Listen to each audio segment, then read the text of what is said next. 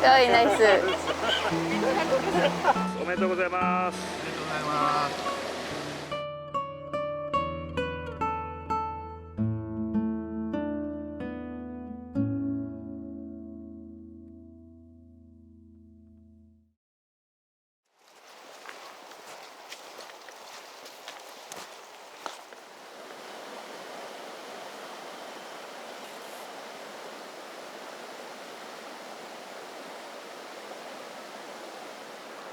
今回は、今から3週間前ぐらいに初めて東北で岩手で渋谷さんと、釣りをさせていただく機会があって、そこの釣りが終わって1週間後ぐらいにちょうど北海道に次は渋谷さんがおられるということで、よかったらっていうふうにお誘いいただいて、ちょうどスケジュールも取れて、これはご縁だなと思って急いで飛行機を予約しました。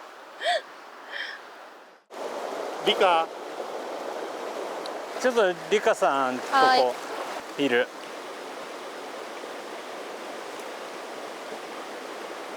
突然ベロンって来ないかな。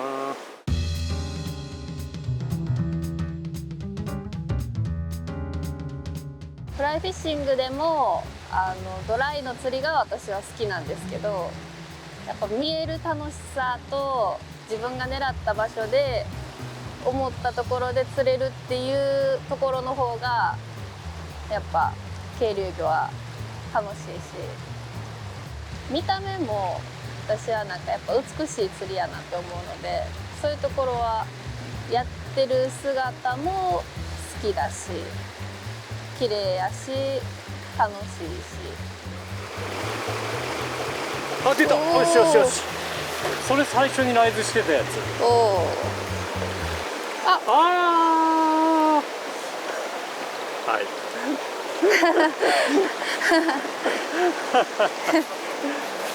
もうちょっと上から流せばよかったんですけど、その手前やるかなと思ったらポンと上に入っちゃったんで。おお。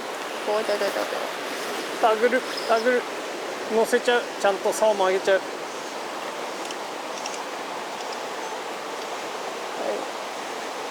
今回はちゃんとフッキングしたっぽい。下っぽい。ネットはいらないっぽい。ネットはいらないですね。尺ぐらいですね。オッケー。お願いします。はいはい。はい、お疲れ様です。はい。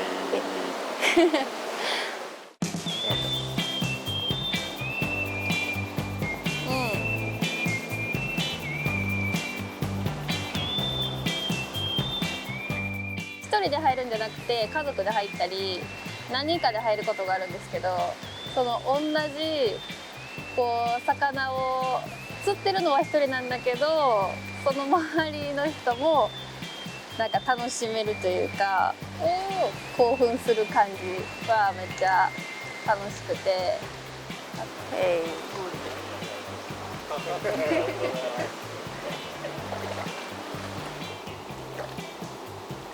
そう。ああ、いいですね。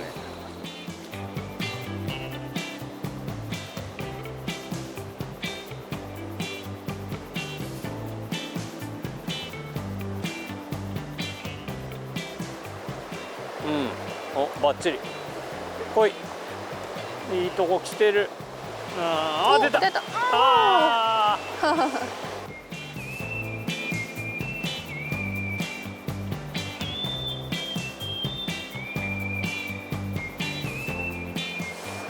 じゃあちょっと薪のライズしてるやつ狙いましょう。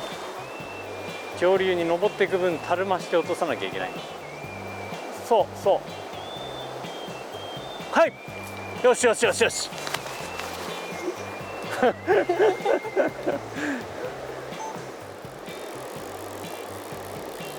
おお、結構いいサイズ。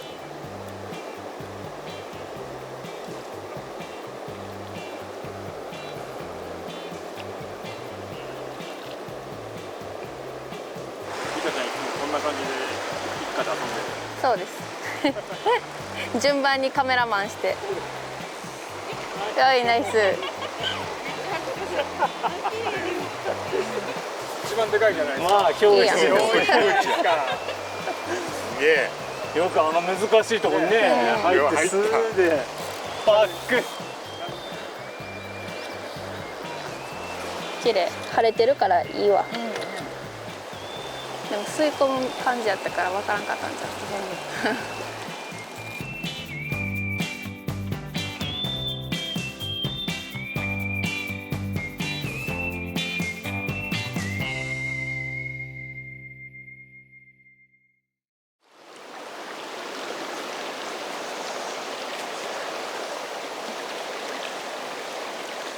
お、来た。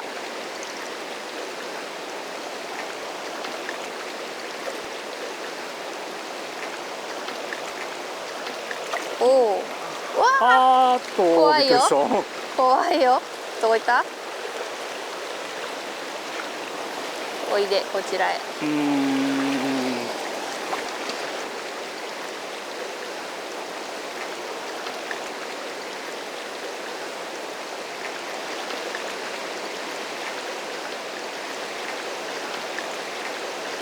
もうガブ飲みだ。ちょ。おい。おーでもまあ長いまあ、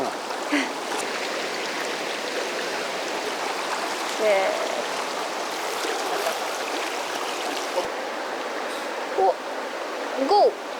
あら落ちてきた。流れた。難しさとにかく絡まる。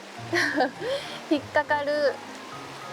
右が引っかかったら次足に引っかかって、やっとキャストできたら木に引っかかって、でいいとこ流れたなと思ったら岩に引っかかって、もう何が何だか魚にはたどり着けないみたいな。前にも進めないし、糸は切れるし、結び直してたらまた手に引っかかるしみたいな。もう何が楽しいんやこの煩わしいことばかりのっていう。最初はそんな感じで、もうてんやわんやっていう感じ。元上流からはい。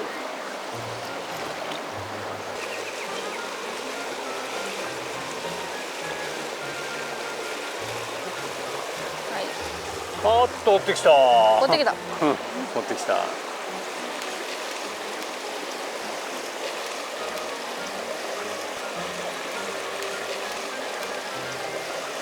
お、来た。なんかある時、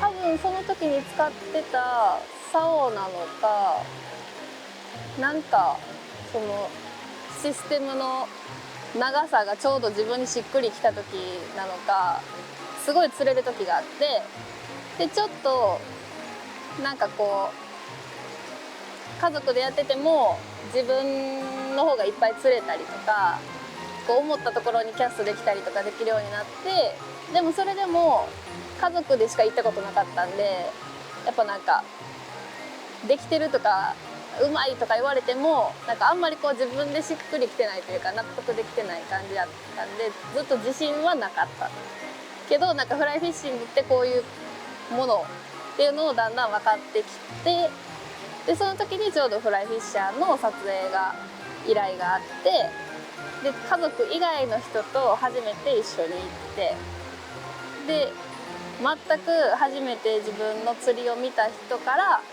上手とか、なんかすごいとか、なんかこううまく流せてるとか、そういうことを言ってもらえて、あ、自分の釣りってなんかちゃんとフライフィッシングとして成り立ってるんやなっていうところで一個壁を乗り越えた感じです。よいしょ。あ、尺はあるな。あららあるある。いい、綺麗でも。まあ本州だったらでかいよね。なんだけどでいいアメマスです。でもやっぱ水は冷たいですね。そうそうそう、まだ雪だけ残ってると思うんで、かなり冷たい。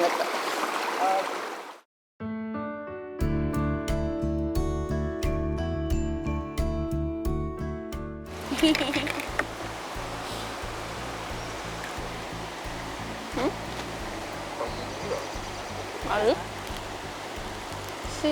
塩気がいい。あ、小西さん親子姉妹と両親2人、まあ4人親子ですね。それがみんなしっかりちゃんとフライフィッシングできるっていう親子は本当なかなか見たことなくて。あ、来た。よしよしよし。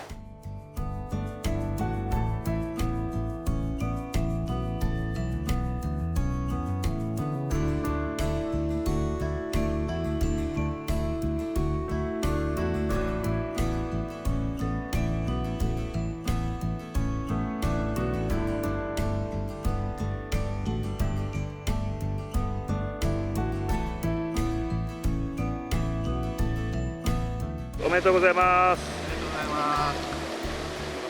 奇跡的な家族だと思って見てるんですけど、特に一番若いリカさんですね。すごい負けん気を感じるっていうか、どうしても釣ってやろうっていうのがこう伝わってくるんで、そういうのはもうなんとか釣らしてあげたいってやっぱり思いますね。それでやっぱり今のうちにいろんな技術みたいなのを吸収して、今後のいろんな釣りに生かしてもらえればなっていう感じには感じてます。うん。ほい。うわー、そこの下にいますよね。今通ったところの下に。見てないですか？何回か流してみないとなんともライズしてないんで、そいつ。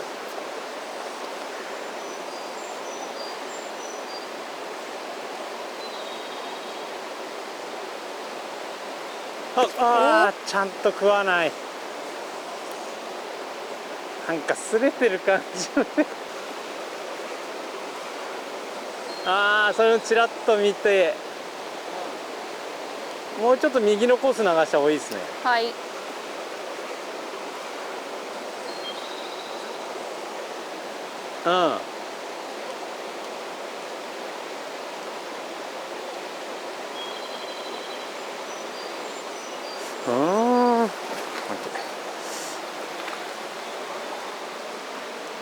あ、来た。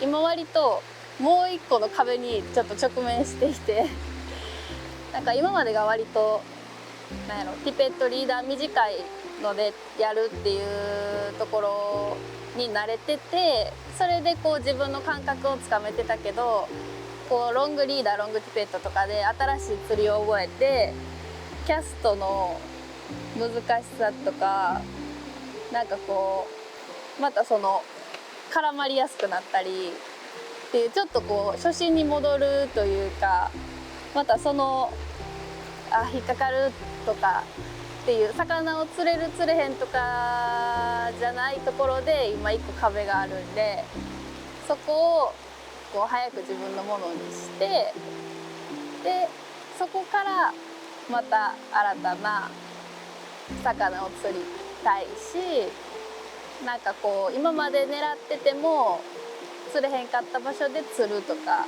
こう流れの速いところとか、こう反転してるところとかの魚をこううまく人よりも釣っていけるようになったら、またもう一個壁を乗り越えられるんで、とりあえずはそこが今目標です。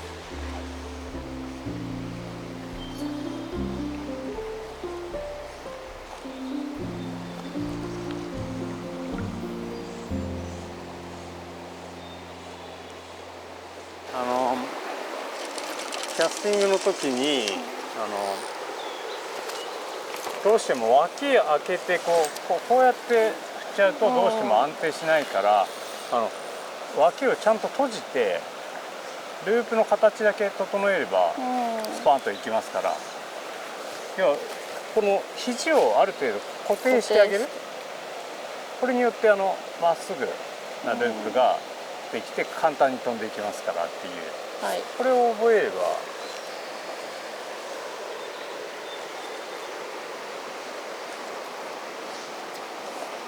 こう右側にこう面を作るような感じにすれば、ループがねじれていかないんで綺麗にまっすぐいきますよね。それが安定してできてくればティペットもうちょっと伸ばせますから、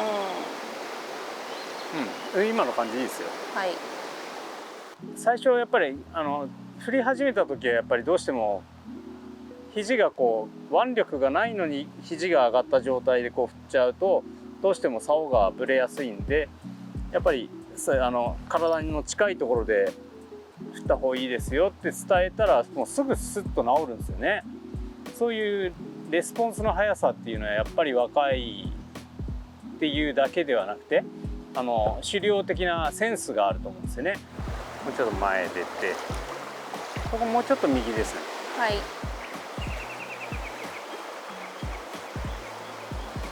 うんうんいいとこ。じゃあ重心ちょっと前で。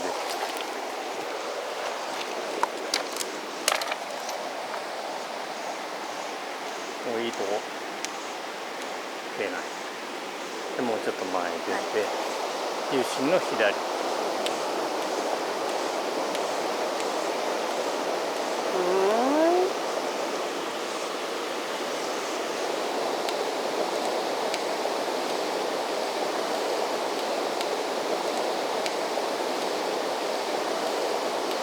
お、来た。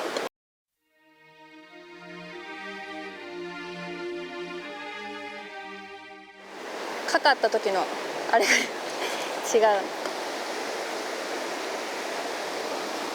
本当でも綺麗に流れないと出ないですね。簡単じゃないんですよ。おお、いい方いい方。これ以上。おお、でかいでかいでかいでかい。このギリギリのネットネットギリ足を。おお、よかった。いいサイズ。これは嬉しい。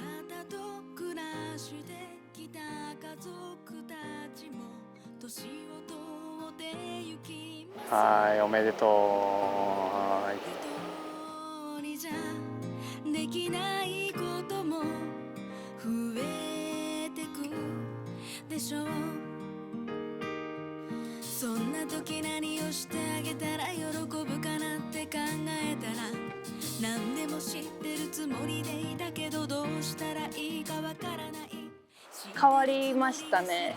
なんか的確に解決方法を見つけてくださるし、なんか自分の中で多分しっくりくる答えが返ってくるので、こうなんとかキャストして修正してみたいなのを繰り返して、こう、最終時になんとなくこうつかめてきたところで旅が終わるみたいなこの北海道に関しては普段の川のシチュエーションとはまた違うんですけど、こう自分の苦手なところとかキャストの仕方とかメンディングとかもあんまり得意じゃないところもやっていかないと釣れないみたいなことが多かったので、それが普段渋谷さんと一緒に行かなくても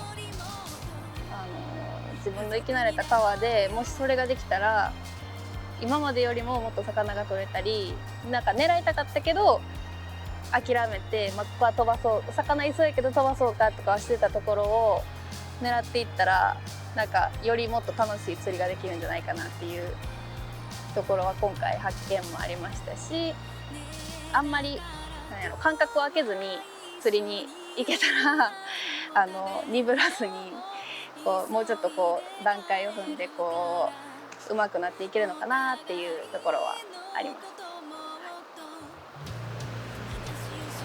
おお、やった。は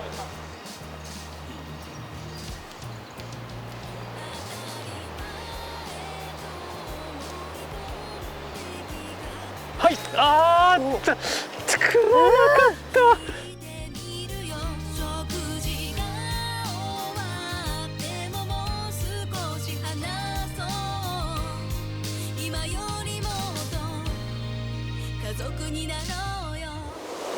あ、来た。